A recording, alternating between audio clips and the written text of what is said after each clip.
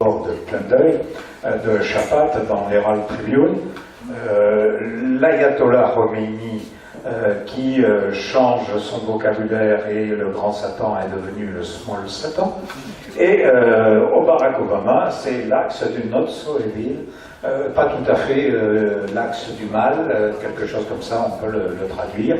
Donc un rapprochement qui pose la question de savoir qu'est-ce qui a pu jouer dans les rapports irano-américains, qui sont finalement les rapports directeurs dans ce qui s'est passé, dans la conclusion qu'ont eu les accords sur le nucléaire et de ce qui est en train de se passer avec la réinsertion de l'Iran dans le jeu international. Non pas que l'Iran en ait été complètement tenu à l'écart pendant 3 décennies et demie, mais elle avait été quand même marginalisée, poussée dans les cordes, obligée d'avoir des relations avec soit des puissances de seconde zone, soit avec des partenaires de l'axe du mal, comme par exemple avec la Corée du Nord.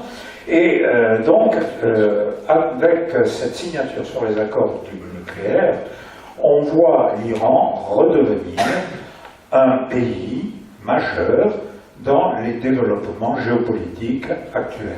De quoi on parle, et ça c'est le géographe qui continue à refaire surface à chaque fois, une carte qui vous présente l'Iran. C'est un pays qui fait 80 millions d'habitants à l'heure actuelle, c'est-à-dire grosso modo le poids de l'Allemagne à l'intérieur de l'Union européenne. C'est donc un pays important, qui pèse lourd, et qui a un territoire 3 fois grand comme la France. 1 650 000 km², 3 fois la France, 1/3 de la totalité de la surface des pays membres de l'Union européenne. Donc ce n'est pas rien, même si sur cette surface, on peut considérer qu'à peu près la moitié est constituée par des déserts. Donc un élément qui est important, et surtout la nécessité de prendre en compte les distances qu'implique le pays, puisqu'il y a plus de 2300 km de grands axes entre le nord-ouest et le sud-est, c'est-à-dire pratiquement 2 fois la distance de l'Italie à la Sicile, ou quelque chose qui serait, si vous voulez, des Pays-Bas, d'Amsterdam jusqu'à Gibraltar. Donc c'est ça, au niveau des distances.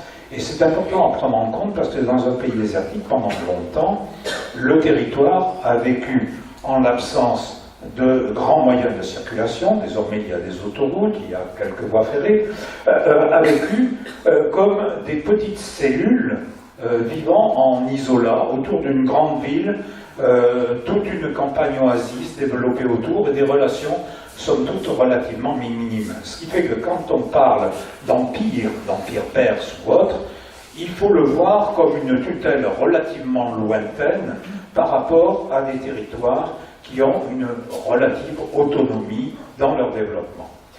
C'est d'autre part un pays extrêmement bariolé au point de vue ethnique, puisqu'on a 61% de persans dans le territoire, mais 81 ethnies enregistrées sur l'ensemble du territoire, avec des groupes qui sont des groupes iranophones, donc ils constituent les 4/5 de la population, mais 18% de turcophones et 2% de population avec des langues très minoritaires. Enfin, dernier caractère de cet Iran, c'est aujourd'hui, depuis 1979, une république islamique et qui est d'obédience chiite. C'est-à-dire qu'elle se différencie au sein de l'islam par cette obédience. Elle n'est pas le seul pays à avoir des chiites, elle est le seul pays dans lequel le chiisme est religion d'État. La première période au cours du XXe siècle se traduit par une montée en puissance de la Russie et de la Grande-Bretagne sur l'Empire perse. Alors à la fin du XIXe, on a un empire dont les limites restent relativement floues. Le contexte de l'époque n'est pas au tracé véritablement fin des frontières. En Europe, c'est acquis. La notion d'État-nation à l'intérieur de frontières bien balisées, c'est quelque chose qui existe. On a ici des zones qui sont mouvantes, ne serait-ce que parce que la Russie tsariste de l'époque est en train d'engager la conquête de toute la cuvette de l'Asie centrale, redessine les territoires en fonction d'un point de vue russe, et les Britanniques font la même chose à partir de l'Inde, isolant des territoires comme l'Empire indien. L'élément important, c'est que profitant de la faiblesse de la dynastie Qajar, qui ne contrôle pas véritablement l'ensemble de l'Empire, le Britannique William Darcy obtient en 1901 une concession de 60 ans pour l'exploitation pétrolière de la Perse.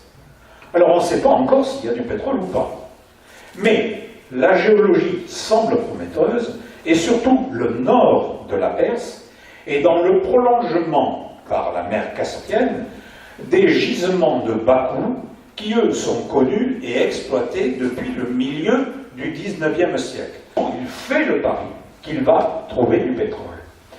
Donc, une concession de 60 ans, et on va avoir un événement, alors là, qui est fondateur pour l'ensemble du Proche-Orient, qui est la révolution constitutionnelle de 1906.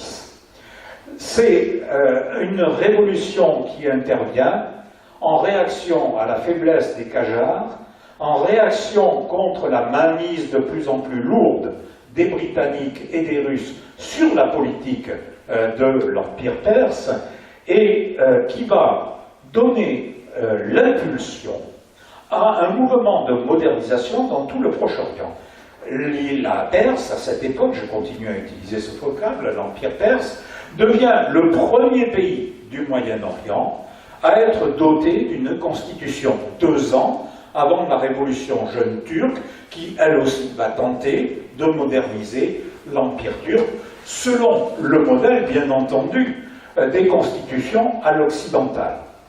Cette révolte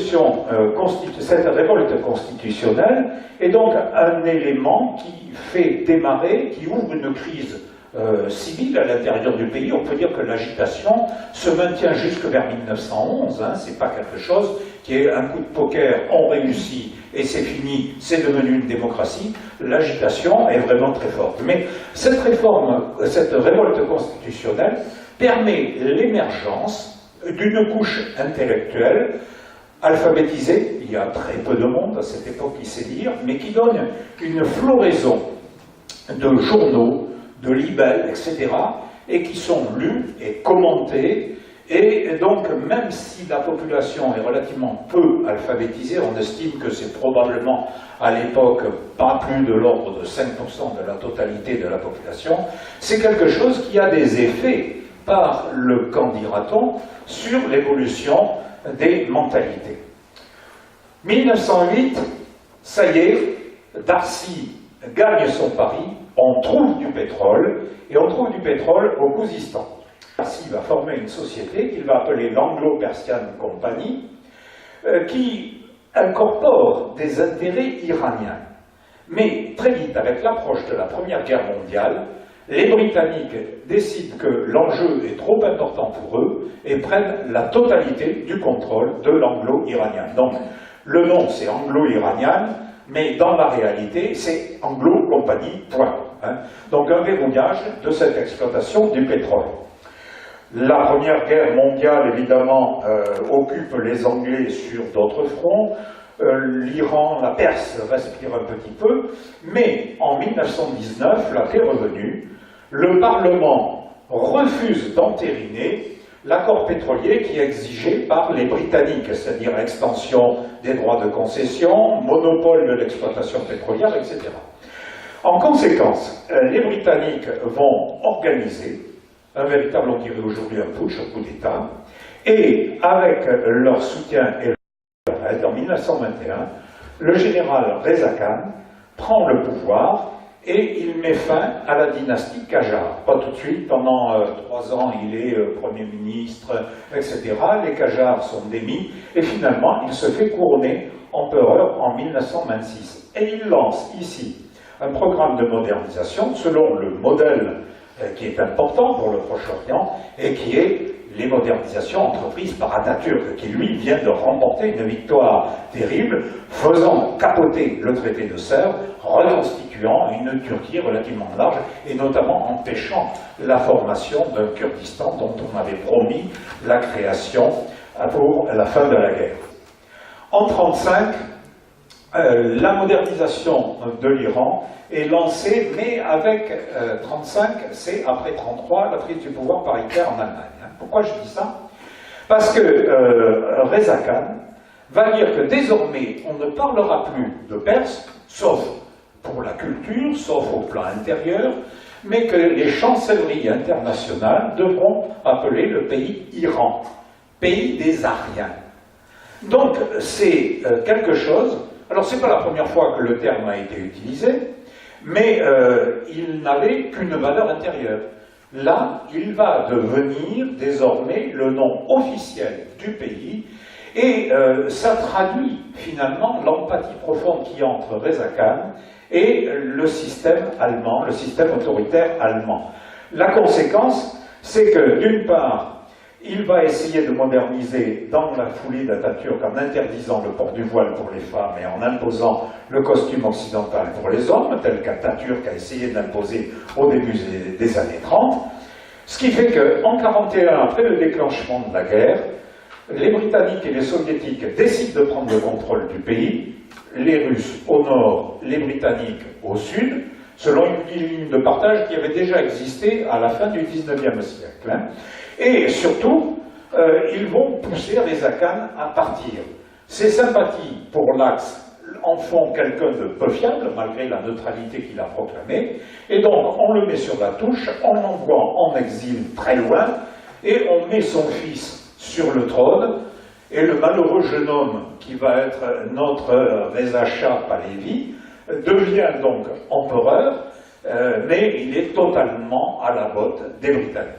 Alors, cette conférence de Téhéran, qui a lieu à la fin de l'année 1943, les buts en sont clairs. Il s'agit d'organiser le débarquement en Normandie, il aura lieu en juin, d'assurer la création de l'ONU, les modalités du démembrement de l'Allemagne et le déplacement de la Pologne vers l'ouest à d'à peu près 300 km pour l'aligner sur la ligne Curzon.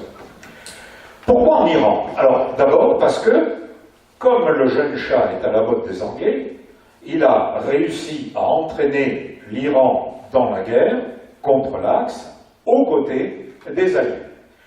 Staline, qui doit faire le voyage en avion, ne veut pas à la fois faire un long trajet, donc l'Iran c'est ce qu'il y a de plus proche de chez lui, et surtout, c'est quelque chose qui est une zone sécurisée. Staline n'a pas envie, Churchill avait proposé Londres, mais Staline n'a pas envie de survoler l'Allemagne pour aller acquérir à Londres. Et l'Iran dans tout ça, touche pas une bille. D'une part, le gouvernement iranien et les dirigeants apprennent une dizaine de jours avant la tenue de la conférence que leur capitale va héberger une grande conférence internationale pour la fin de la guerre. Bon, ça la fout un peu mal, ils ne sont pas très contents, mais surtout, l'empereur Reza Shah n'est pas invité aux cérémonies. Les cérémonies, pour ne pas être enquiquinés par les métèques iraniens, là, dont on sait que ce sont des marionnettes, on fait ça à l'intérieur des ambassades, c'est-à-dire entre soi. Mais il y aura quand même une petite pomme de compensation. On leur dira, d'accord, on ne vous a pas prévenu, d'accord, on ne vous veut pas pour les cérémonies, mais puisque vous avez déclaré la guerre à l'Axe, ça vous vaudra un siège à l'Organisation des Nations Unies, dont les Iraniens découvrent à ce moment-là qu'il est question de faire une grande organisation internationale. En 1944, Mossadegh est élu au Parlement. Alors, Mossadegh est déjà quelqu'un de connu, c'est quelqu'un qui est très attaché à la monarchie, et il va, depuis son élection au Parlement, contribuer à la formation du Front National iranien, qui a pour objectif de dénoncer la mainmise des puissances sur l'Iran. Et il souhaite obtenir effectivement que l'Iran retrouve une pleine et entière souveraineté, puisque désormais, elle va être intégrée au sein de l'Organisation des Nations Unies. Il faut donc qu'elle soit égale en droit et en devoir à tous les autres pays. Du coup, en décembre 1946, se clôt un épisode qui a duré pas tout à fait 2 ans.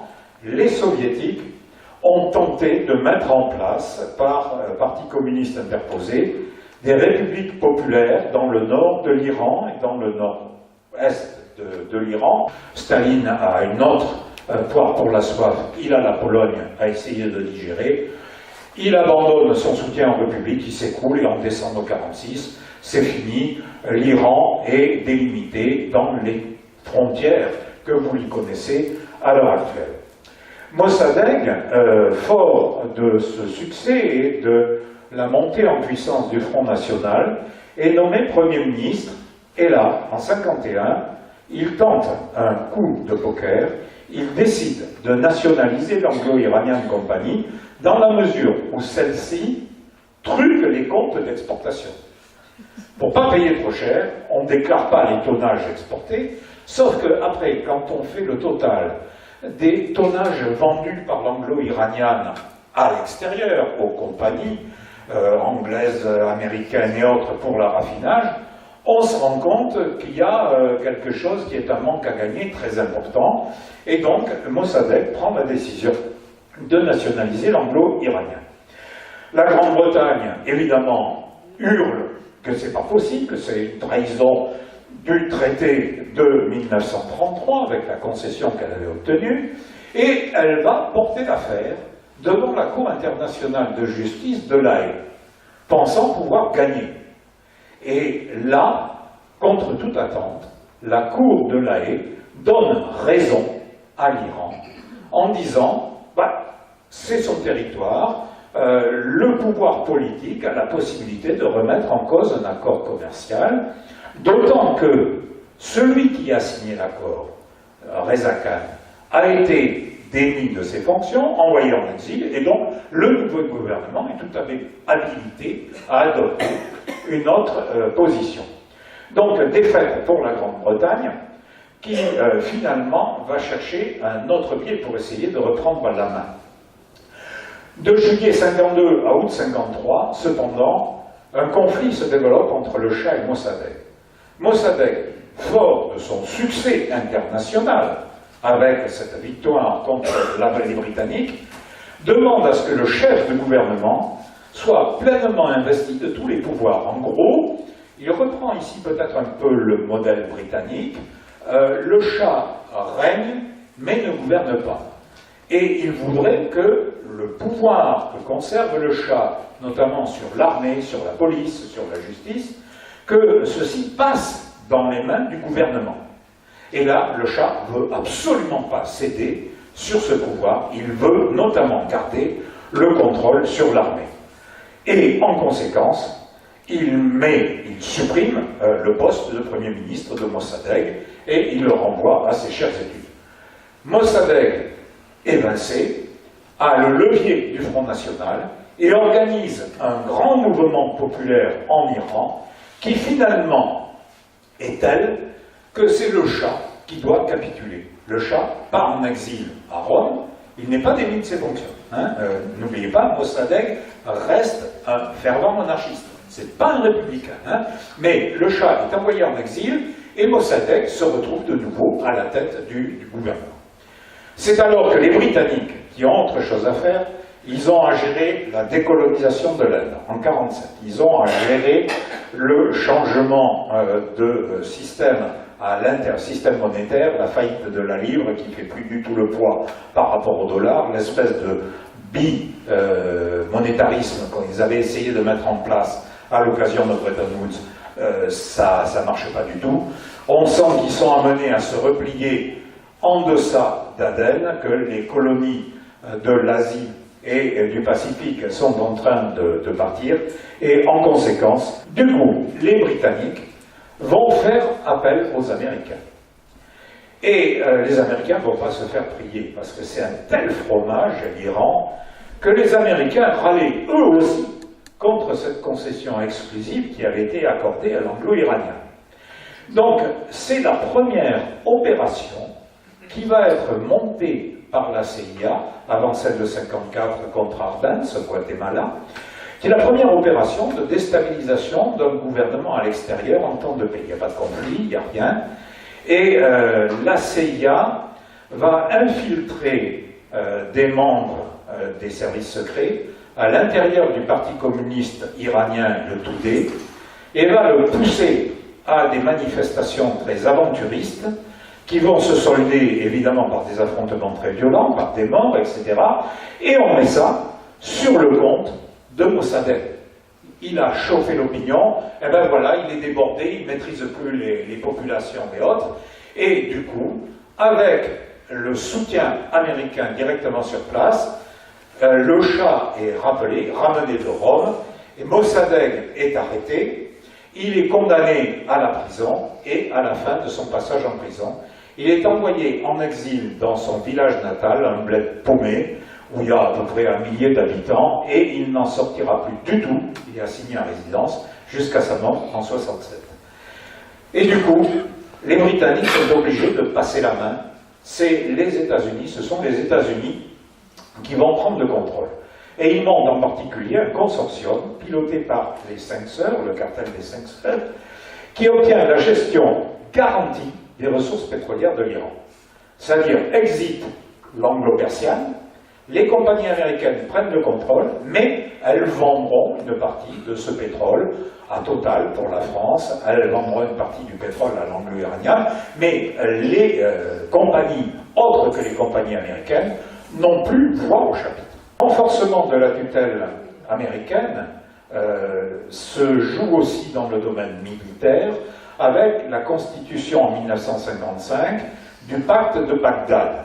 Le pacte de Bagdad, c'est finalement un pacte sur le modèle de l'OTAN, un pacte militaire présenté comme défensif, c'est-à-dire s'il y en a un qui est attaqué, tout le monde répond. Et à l'époque, l'Irak est encore une monarchie, la Syrie aussi, donc il y a une convergence, si vous voulez, dans tous les pays du Moyen-Orient, qui sont dirigés par des potentats, dans les mains des États-Unis. En fait, l'ennemi désigné, c'est l'URSS, et l'Iran a une longue frontière avec l'Union soviétique. Donc voilà, si vous voulez, comment en 2 ans, la tutelle américaine se substitue à la tutelle britannique. Le Shah, cependant, n'a pas compris ce qui s'était passé et les attentes de la population iranienne. Et pour essayer de les juguler, il va prendre des mesures de plus en plus autoritaires, s'appuyant sur une police politique, la SAVAK, et tous les partis d'opposition sont interdits, mais finalement, comme il est efficace, qu'il empêche la propagation du communisme, ma foi, ce qui se passe sur les droits de l'homme, c'est pas un problème. Il a donc la bénédiction des États-Unis qui fournissent l'armement nécessaire pour que l'armée iranienne devienne effectivement un pion qu'on pourrait utiliser en cas de conflit.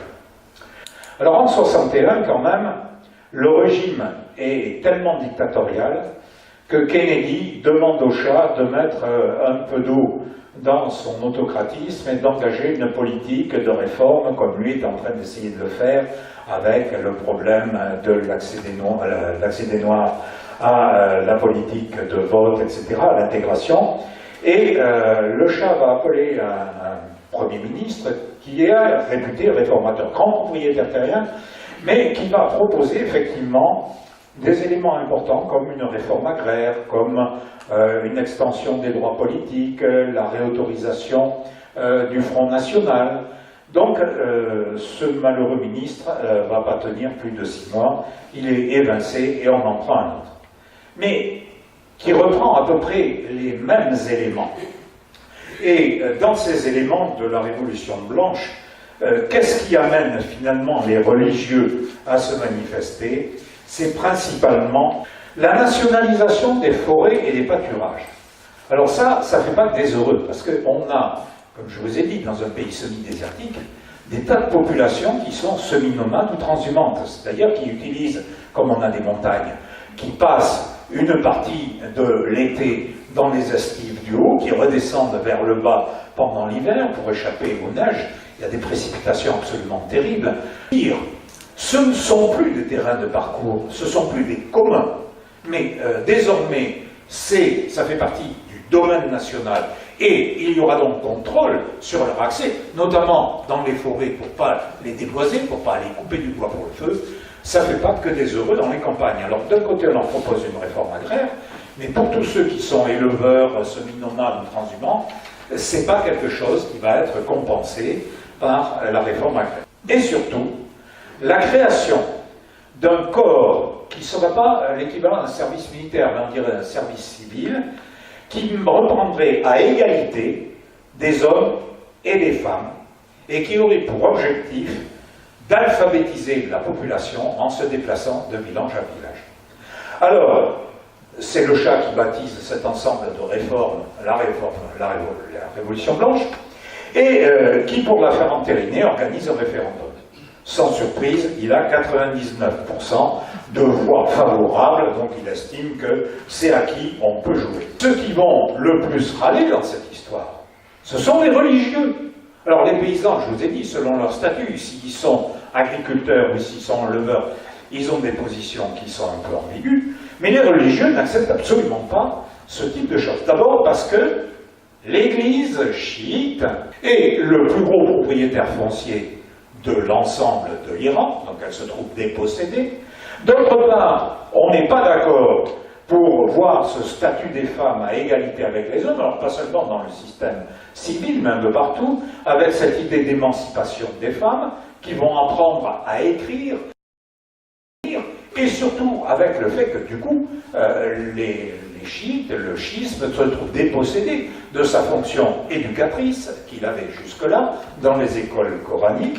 Et enfin, un dernier élément, c'est que jusque-là, c'était les mollahs qui, dans les villages, assuraient la justice, rendaient la justice.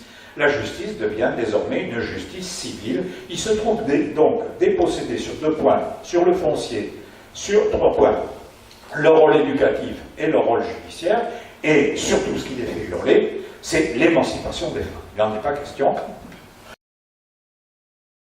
C'est alors que vont se manifester les premières attaques islamistes. Elles sont menées par un jeune religieux, Khomeini, à partir de 1963, et il manifeste fortement contre la Révolution blanche. Khomeini mène donc une révolte qui débouche sur des émeutes d'une extrême violence, il y a des morts, et Khomeini doit finalement rapidement s'enfuir et se réfugier en Irak. En 1967, là on passe à un palier supérieur, on a l'impression, en tout cas c'est l'impression que j'ai, que Reza se sent plus de limite.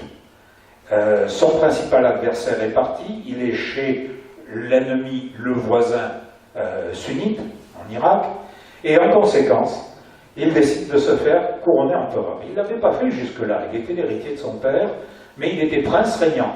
Il se fait couronner empereur, et du coup, l'Iran devient une puissance régionale incontournable avec le soutien des États-Unis. Du coup, les pays arabes commencent à s'inquiéter de cette montée en puissance tout autour de ce voisin qui est nettement plus peuplé qu'eux, puisque alors qu'il y avait 10 millions d'Iraniens vers 1900, il y en a 20 millions vers 1960, et il va y en avoir 40 millions en 1980. Donc il y a des taux de fécondité très élevés, une population qui s'accroît très vite et qui commence à peser lourd dans la balance face à des pays comme l'Arabie Saoudite. À cette époque, il y a 3 millions et demi d'habitants. La décennie 70, ça va être la décennie du clash. En 71, Reza Shah décide de fêter les 2500 ans de la création de Persépolis. Alors ça, c'est quelque chose d'important, parce qu'il se met dans le lignage, dans la suite, du premier empire perse de Cyrus, des Achéménides, et il occulte en quelque sorte, en revalorisant ces racines très anciennes de la Perse, il occulte un peu l'aspect religieux.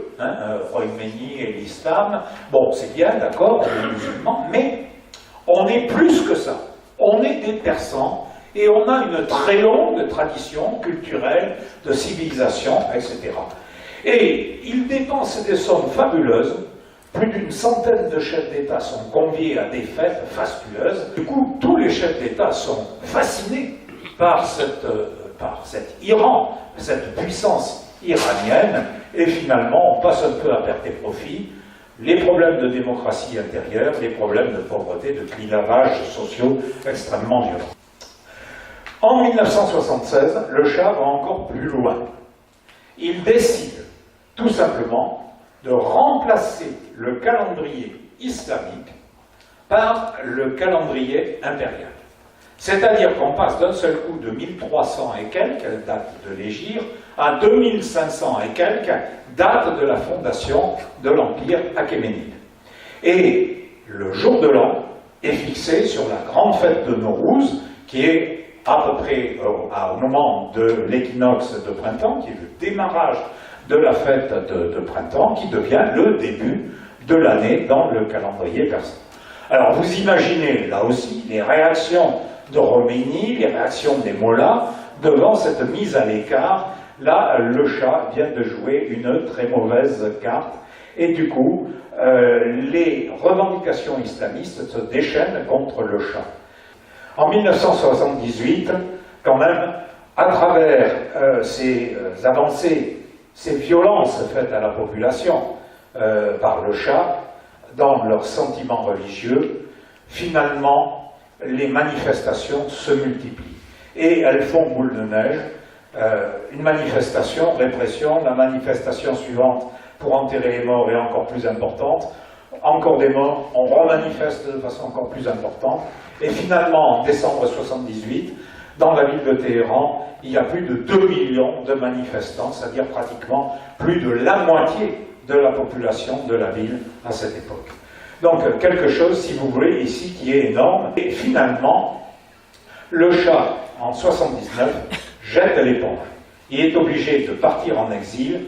En fait, il est très malade, il a un cancer, il n'a plus la force de mobiliser les populations, il est rejeté par la population, et c'est un retour triomphal de Khomeini en Iran.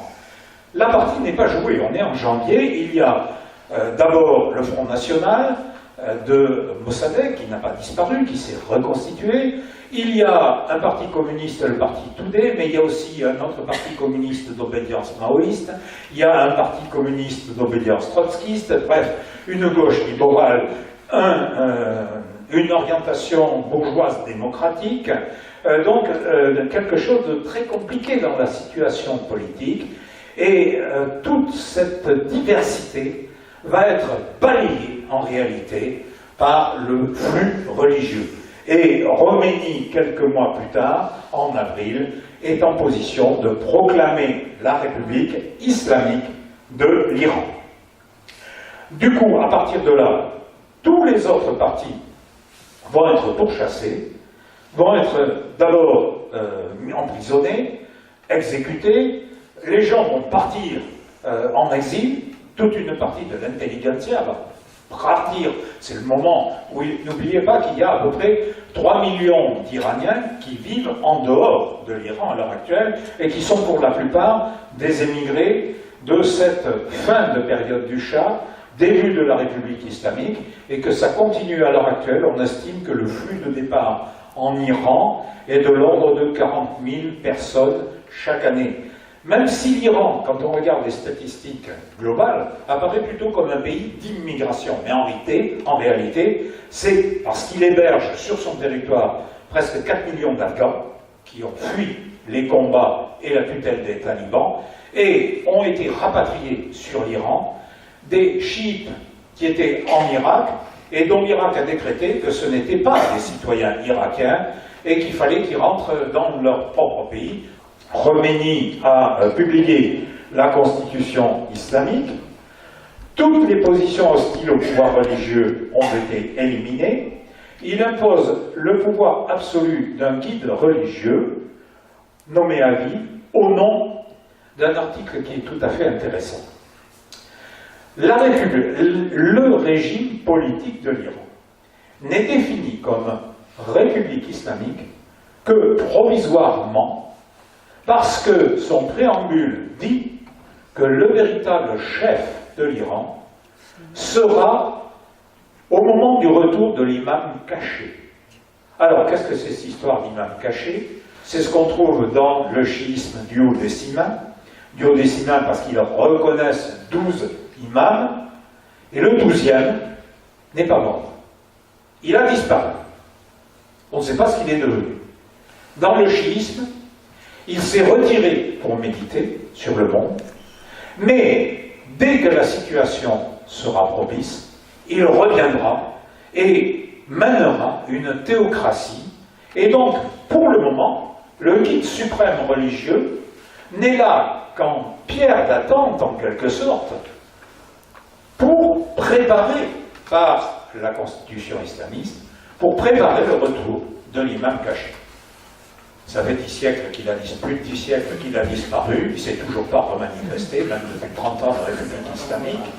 Donc, il y a un problème, mais il n'empêche que c'est dans le préambule de la Constitution. Je vous présente les têtes des deux guides suprêmes, Khomeini, donc 79 jusqu'à 89, puis il meurt à ce moment-là, et c'est Khamenei qui lui succède et qui est l'actuel guide de la République.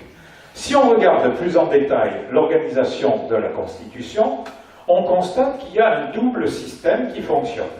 Alors, quelque part en marron, ou en violet rose, là, comme vous le voyez, il y a d'abord les institutions, comme on est habitué à les connaître, un corps électoral qui vote tous les 4 ans pour désigner un parlement. Dans ce parlement, il va y avoir, et on vote au suffrage universel pour le président. Dans ce parlement, il accepte les nominations des ministres qui relèvent du président, donc jusque-là, rien que de très normal, et le Parlement vote la loi. Mais, à côté de ça, c'est le circuit gris et vert. L'ayatollah Khomeini, guide suprême, guide religieux, d'abord est élu pour 8 ans, donc 2 fois plus que le président.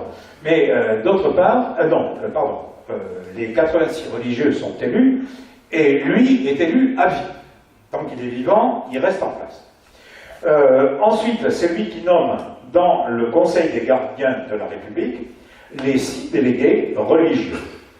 Et les 6 juristes spécialisés, qui vont compléter le Conseil des gardiens, sont nommés par le Conseil du discernement, mais qui lui-même est nommé par l'ayatollah. C'est-à-dire qu'il a une nomination directe d'un côté, une nomination indirecte de l'autre côté, mais le Conseil des gardiens est en fait sous la tutelle directe de l'ayatollah.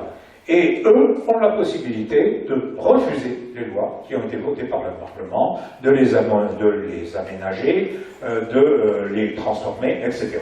Donc, vous voyez un double système dans lequel le pouvoir, en définitive, est dans les mains de l'ayatollah et des religieux.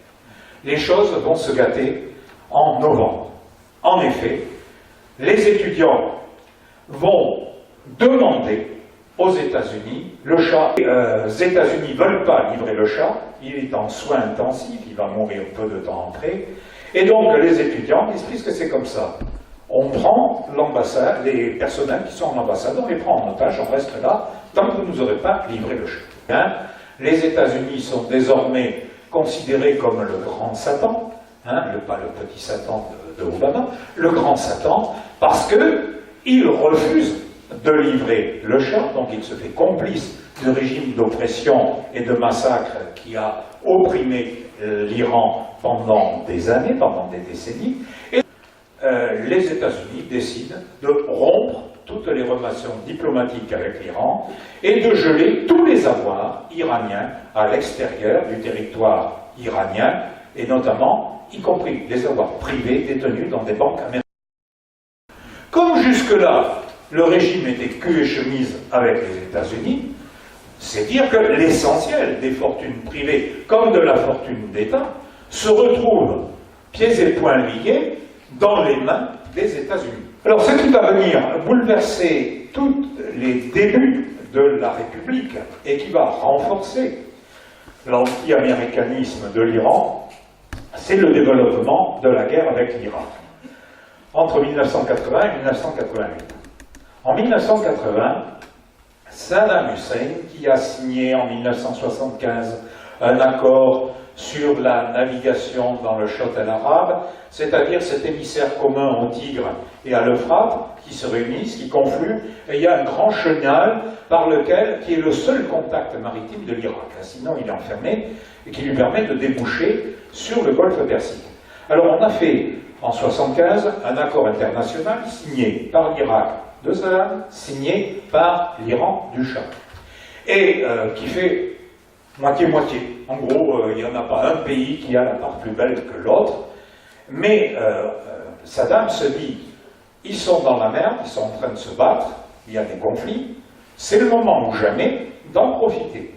Et Saddam attaque l'Iran pour essayer de s'emparer, de la totalité du Chott-el arabe, avec comme argument, l'Iran de toute façon a d'autres ports sur le golfe Persique, nous on n'a que ce débouché, on ne veut pas qu'il soit fermé éventuellement par une conflictualité avec l'Iran. Et deuxième chose, il y a le Khuzistan, qui est juste de l'autre côté du Chott-el arabe, qui est une plaine au pied du Zagros, qui est l'endroit où on a trouvé pour la première fois du pétrole, qui est un site pétrolier extrêmement riche, de pétrole facile à exploiter, et donc où l'Irak pourrait effectivement ici ratisser une carte maîtresse dans le domaine du marché pétrolier. Évidemment, aussitôt que cette attaque se développait, l'Iran mobilise et va tenter de résister, et après une petite guerre, courte guerre de mouvement, très vite, les armées vont s'enfoncer dans une guerre comme la guerre de 14, une guerre de tranchées, une guerre d'affrontement, on se pilote, on se tue allègrement, on tente des percées, on tue du monde, ça n'a pas de résultat, c'est repris, et finalement, il n'y aura pas, à la fin de la guerre, d'autre chose que plus d'1 million de morts, des dizaines, centaines de milliers de blessés, et tout ça pour en revenir à l'accord de 1975 sur le Chott-el arabe et le Khuzistan restant définitivement iranien. Mais ce qui va enclencher cette colère de plus en plus féroce de l'Iran contre les États-Unis, c'est qu'on va soutenir l'Occident. Alors là, je dis les États-Unis, mais nous, l'Occident, la France, en Bretagne, l'Allemagne, on va soutenir Saddam Hussein, qui apparaît comme un laïc, bon, certes, il est un peu dictateur sur les bords, hein, mais c'est un laïc, il nous protégera de l'islamisme. Donc on lui fournit des armes, on lui fournit y compris des armes chimiques. Les Allemands vont développer. On fournit, nous, allègrement, des canons, des munitions, etc. Il apparaît comme un rempart contre cet islamisme et surtout contre cet ennemi acharné, déclaré des États-Unis.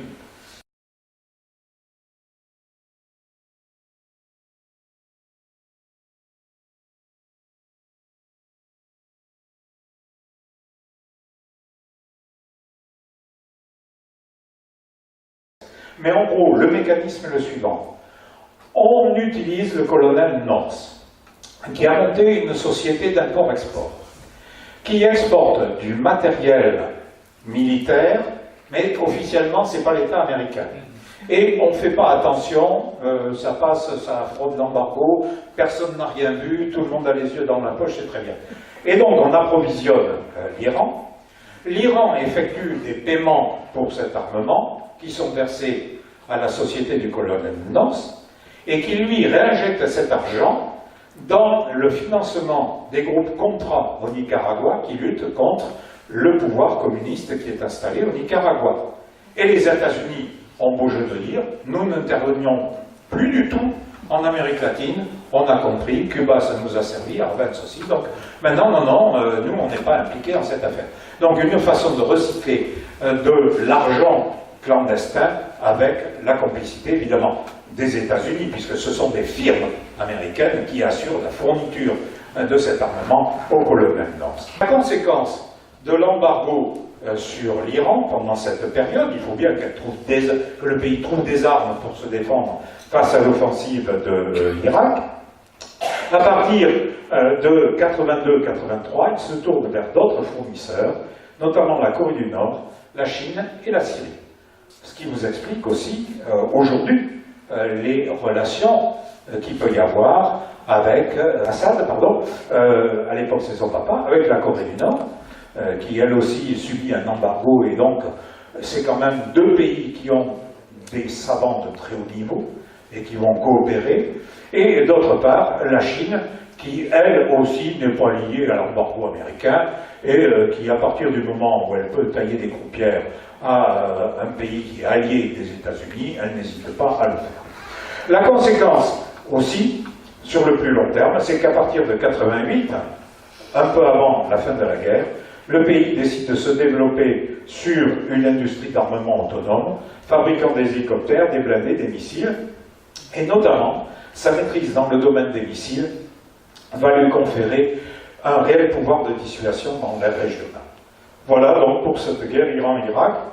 La question qui est posée, c'est quelle va être la politique extérieure de l'Iran dans cette période.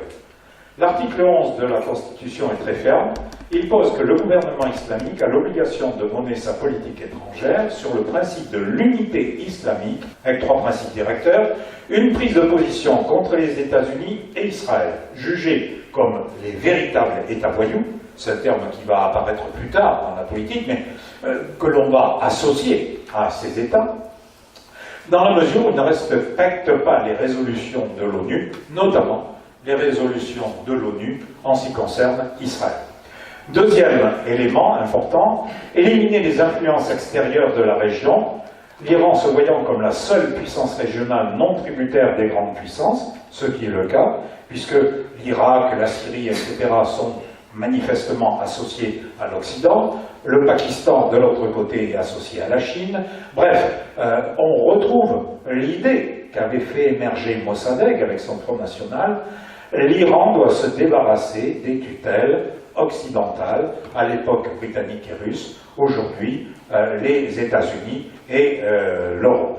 Troisième principe, développer les contacts diplomatiques avec d'autres pays en voie de développement pour contrecarrer l'ostracisme US et plus largement l'ostracisme occidental, c'est-à-dire donc développement d'une politique tout à fait autonome, qu'elle ait quelque part une base comme le pétrole, avec le Venezuela par exemple, ou avec la Chine à propos du terrorisme. Les moyens mis en œuvre nous feront évidemment hurler, d'une part à travers le financement de mouvements islamistes, même lorsqu'ils sont jugés terroristes par l'Occident, ce n'est pas leur point de vue, et il ne s'agit pas de financer seulement des mouvements chiites comme le Hezbollah ou le Hamas, mais aussi le fils algérien sera financé au début des années 90 par l'Iran. Deuxième élément, le recours à l'élimination des opposants, que ce soit par l'assassinat, Chapour Bakhtiar, qui était réfugié à Paris, va être tué sur le territoire français, ou Salman Rushdie, qui est l'objet d'une fatwa. En 85-86, 11 attentats se développent sur le territoire national, qui vont faire 13 morts et 325 blessés. Et pour y mettre fin, il faudra trouver un accord à propos du nucléaire. Il y a deux couloirs de circulation pour en sortir, et que miner un couloir de circulation, le couloir iranien, s'interdit toute circulation. Alors les États-Unis vont envoyer une partie de leur flotte militaire, et ils vont décider de lancer un embargo sur le pétrole iranien, en les privant ainsi des ressources qui sont nécessaires. En 88, le croiseur américain Vincennes tire sur un Airbus civil qui était dans son couloir aérien, à l'heure prévue dans l'espace aérien iranien, et qui est dégommé par un missile. Alors après, on plaidera l'erreur, mais bon, vous voyez que le problème des missiles qui se baladent et qui abattent des avions civils, il n'y a pas qu'en Ukraine. En 1996, la guerre est finie, tout est réglé, mais comme l'Iran a financé les mouvements jugés comme terroristes, qu'on l'accuse en particulier d'avoir financé les attentats à Nairobi, alors que c'est Al-Qaïda et donc les factions sunnites qui sont intervenues en Afrique, l'Iran est classé comme État voyou, au même titre que la Corée du Nord. Donc, à partir de là, le pays est soumis à un régime de sanctions économiques généralisé qui va le pénaliser très durement dans son développement et dans sa souveraineté. Alors arrive le dernier volet, celui par quoi vous avez entendu parler de l'Iran ces derniers temps, la question du nucléaire iranien. Une petite carte pour montrer les sites, pour les localiser. Vous voyez que l'essentiel se trouve dans l'ouest de l'Iran, que la centrale de Boucher est en bordure du golfe Persique, l'autre de Lakhtovin est située au Khouzistan, c'est-à-dire à proximité de la frontière irakienne, donc dans cette zone de plaine très riche en pétrole, et les centres de traitement de l'uranium, Téhéran, Arak, Ispahan, et les deux centres d'enrichissement, Fordo et Natanz, qui sont sur le plateau derrière les montagnes. Iranien, nucléaire, il faut revenir à sa source, parce que c'est quand même les États-Unis qui ont lancé ce programme nucléaire, et ça on l'oublie.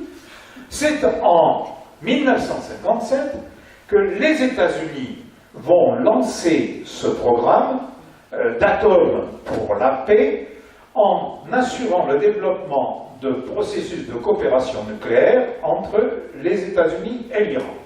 En 1959, ils aident à la création du Centre de recherche nucléaire de Téhéran, qui va très vite s'émanciper, fonctionner avec des chercheurs iraniens. La France lance exactement le même type de programme au même moment. Il y a donc une convergence, alors qu'il y a du pétrole en Iran, mais avec la croissance de la population tellement rapide, les besoins en énergie sont tellement forts, l'Iran qui tient quand même à assurer sa souveraineté en disant 2 chevaux, miser sur 2 chevaux, ça vaut mieux que jouer tout sur un seul. On peut donc considérer que les Iraniens sont les financiers du développement de la production d'uranium pour les pays européens, pour notre pays en particulier. Avec la révolution islamique en 80, toutes les données ont changé. En 81 aussi, les données ont changé en France, Mitterrand est élu, et là, il refuse de livrer. On a la première production d'uranium qui sort de Rodif. L'Iran réclame les 10% auxquels elle a droit, et la France dit pas question qu'on vous livre de l'uranium, vous êtes une république islamiste, vous êtes, le terme n'est pas utilisé, un État voyou, mais vous êtes sous embargo, il n'est pas question de vous livrer ça. Alors, l'Iran dit, dans ces cas, rendez-moi mon pognon. Mitterrand dit, pas question, il est gelé, il est sous embargo. Donc vous voyez, deuxième raison qui conduira à développer des attentats en France, c'est cette idée à la fois on aide l'Irak, mais en plus on est des voleurs. On ne veut pas rendre les sous qu'ils ont mis et on ne veut pas leur fournir la marchandise qui a déjà été payée. Donc là, l'Iran dit, on va reprendre le même projet, on va vous installer une filière qui vous permettra d'avoir votre propre combustible. Un combustible iranien va vous fournir tout le nécessaire technologique, le savoir-faire, etc., pour que vous puissiez avoir un uranium qui sera enrichi sur place. Pendant ce temps, la France et l'Iran vont finir par trouver un compromis en 1991. La France va restituer une partie des dollars avec les intérêts, évidemment, que l'Iran avait fournis dans le cadre de la constitution de Rodif et dans le cadre de la construction de Rodif. Et tous les contrats qui avaient été signés sont annulés et l'Iran s'engage à dédommager les entreprises françaises qui devaient intervenir. Par contre, l'Iran reste actionnaire à l'intérieur de Rodif. Mais il n'a plus droit, il n'a plus accès à l'uranium qui sera produit. Il déclenche, par l'intermédiaire de l'Organisation des Nations Unies, un embargo généralisé contre l'Iran. L'Europe tient quand même pas à faire les frais de la politique américaine et décide en 2003 d'engager une négociation UE, Union Européenne à 3, France, Allemagne, Grande-Bretagne, avec l'Iran, en essayant d'obtenir que l'Iran prononce un moratoire volontaire sur sa politique nucléaire. Et avec cet argument de poids, le TNP, qu'a signé l'Iran en 1970, n'interdit absolument pas de faire de l'enrichissement d'uranium. Il interdit simplement de fabriquer des bombes, Mais d'avoir du combustible nucléaire, voire éventuellement, pourquoi pas, du plutonium, tant que le plutonium n'est pas mis dans une bombe, on n'est pas en situation dérogatoire au TNP. Donc une divergence forte ici entre l'Europe et les États-Unis, et surtout Israël.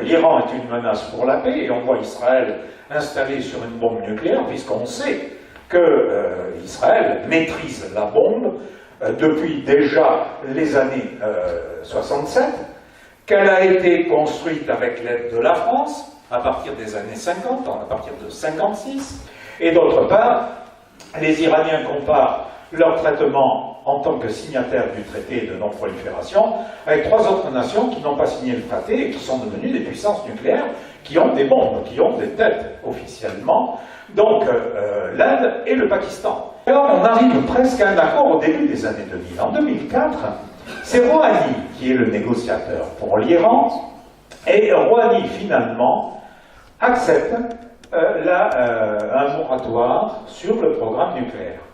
Mais il est très vite désavoué. Ahmadinejad, qui était le maire de Téhéran, refuse cette position de moratoire, remporte les élections, il remet en cause complètement le moratoire, Rouhani est désavoué, et finalement, l'AIEA, devant cette impasse, décide de transférer le dossier iranien devant l'Organisation des Nations Unies et le Conseil de sécurité, qui adopte en 2006 un régime de sanctions généralisé renforcé, non plus seulement par les États-Unis, mais par tous les pays qui ont signé la Charte des Nations Unies. Il fait partie des islamistes, entre guillemets, modérés. On dirait qu'il veut le maintien du système, mais quitte à trouver des abrogations. Et puis il y a une frange beaucoup plus dure, qui ne veut rien changer au système, parce qu'il y a de tels avantages à être pasdaran, à la tête des entreprises,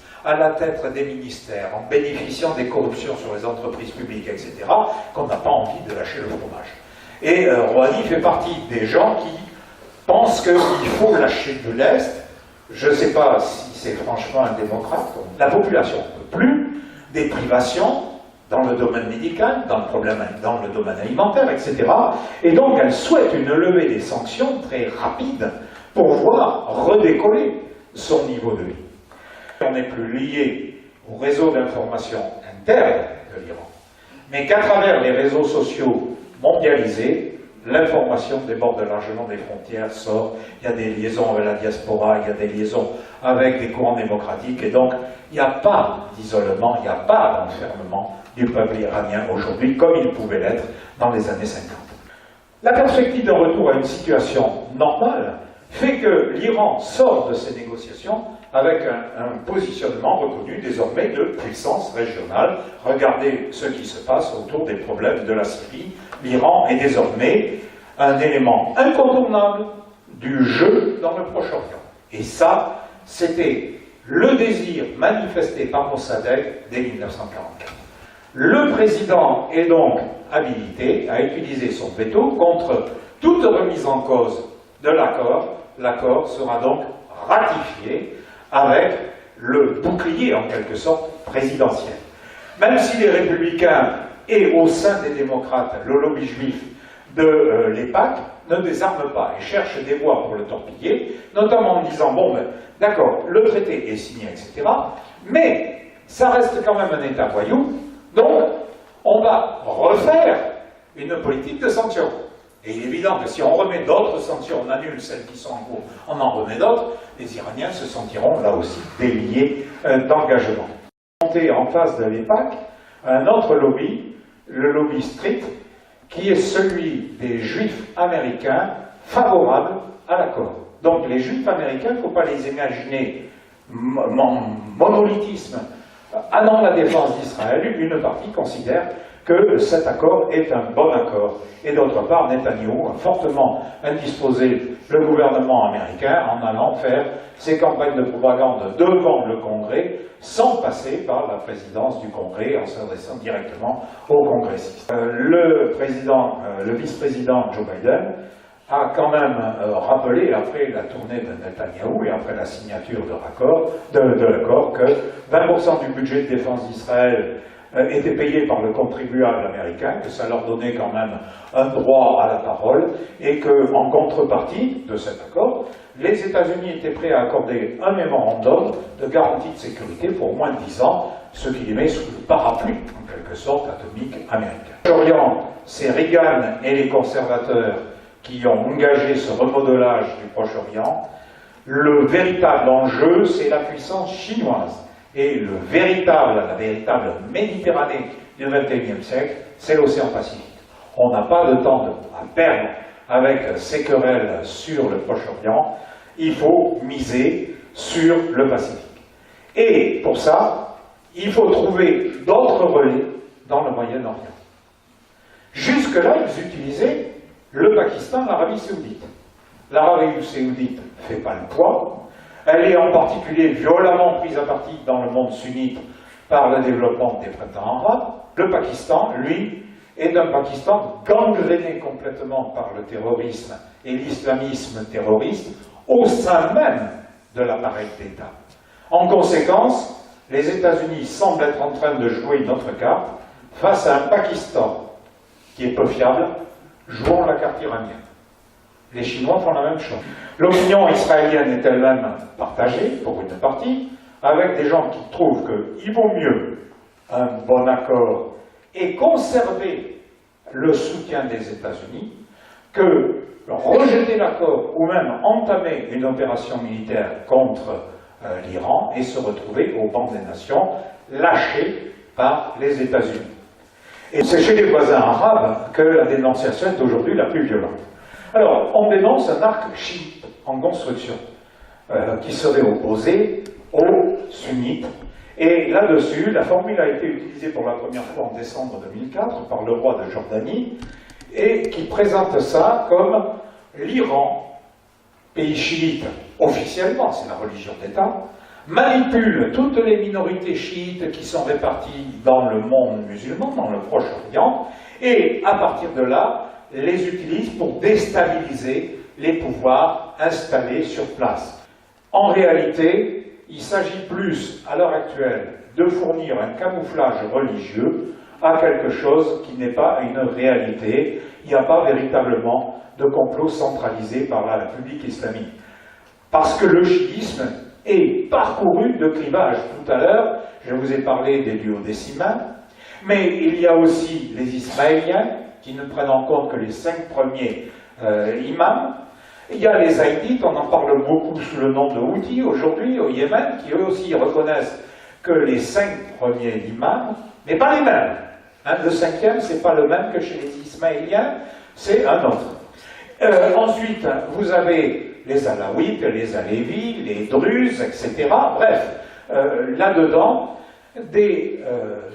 un émiettement. Et qui, quand on regarde l'histoire sur une longue durée de ces pays, montre que ce n'est pas la filiation religieuse qui a été un élément déterminant de l'engagement de ces populations, mais la fidélité à un territoire, la fidélité à un espace. Les Druzes sont attachés à leurs montagnes, ils n'ont pas l'intention d'aller occuper les montagnes de l'Arabie Saoudite. Les chiites d'Irak, pendant la guerre, ils sont restés massivement fidèles au territoire sur lequel ils étaient, au territoire irakien. Hein, ils n'ont pas basculé, du côté de l'Iran. Ce qui est le véritable moteur de tout ça, c'est la crainte de la puissance militaire de l'Iran. Avec quelque chose qui est plus important que le religieux, c'est un retour de la Perse contre le monde arabe. Mais une vieille culture.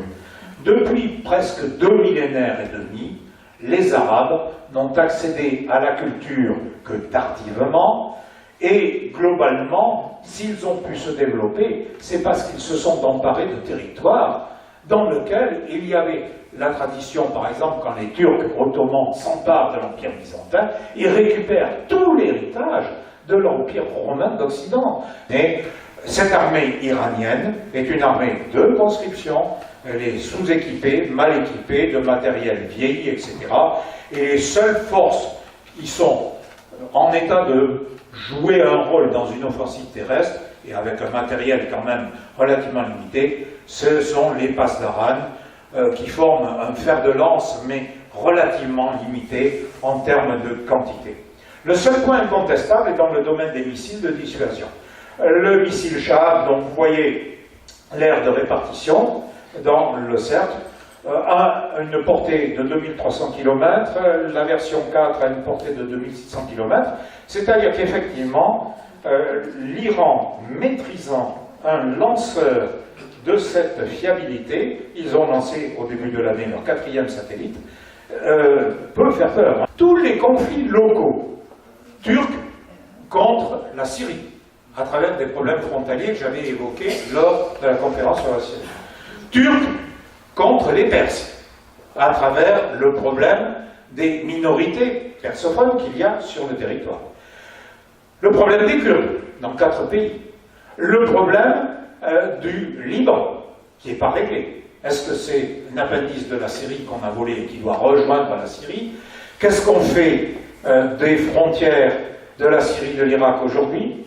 Où en est la Jordanie? Bref, tous les conflits qui avaient été mis sous cloche par la guerre froide sont en train de ressortir aujourd'hui. C'est pour ça que les Chinois ont fait valoir très fortement que désormais, puissance qui entend devenir puissance maritime, ils tiennent à développer la route de la soie maritime, c'est-à-dire avec ce que les Américains ont appelé le collier de perles, et qui les amène jusque dans le golfe Persique. Il y a eu en 2014, à l'automne 2014, des manœuvres navales avec des vaisseaux chinois et des vaisseaux iraniens pour tester une politique de défense commune du détroit.